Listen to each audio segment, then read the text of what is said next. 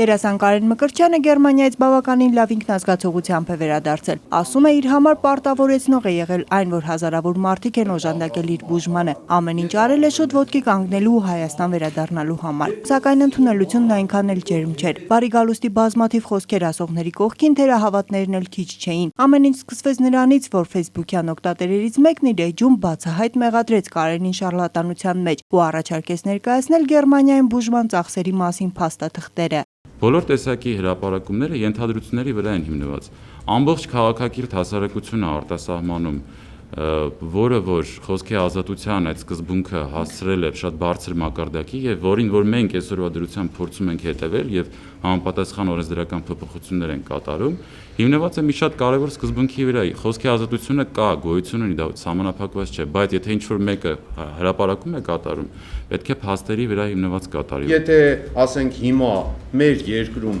պիտի ինչ-որ մի անձ, ելի եմ ասում, ինչ-որ մի անձ, որը չունի կենսագրություն, մենք նրա մասին ոչինչ չգիտենք, կարա մեր երկրում ինչ-որ բան փոխի, եթե ինչ-որ մի անձ, որին ոչ մեկ չի ճանաչում, կարա նենց անի, որ իմ երեխեն չկարենա իշնի բակ։ Գևորգ Ալեքսանյան անունով Facebook-յան օգտատերը Կարեն Մկրտչյանին մեղադրում էր նաև հիվանդությունն ու բուժման անդորրագրերը կեղծելու մեջ։ Կասկածի տակ էր դրվում անգամ դերասանի Արցախյան պատերազմին մասնակից լինելու փաստը։ Կարեն Մկրտչյանն ընդգծում է, չի պատրաստվում պատասխանել մեղադրանքներին։ Դրանով այժմ ոստիկանությունն է զբաղվում, իսկ ինքը հանգիստ է, որովհետև թաքցնելու ոչինչ չունի։ Այստեղ չի կարող խոսք գնալ կեղծ փաստաթղթի մասին։ Բոլոր տեսակի տեղեկատվությունը արկա է, ոչ մի թաքցնելու բան չունի Կարեն Մկրտչյանը, բոլոր տեսակի վճարումների նպատակը եւ առարկան կարող են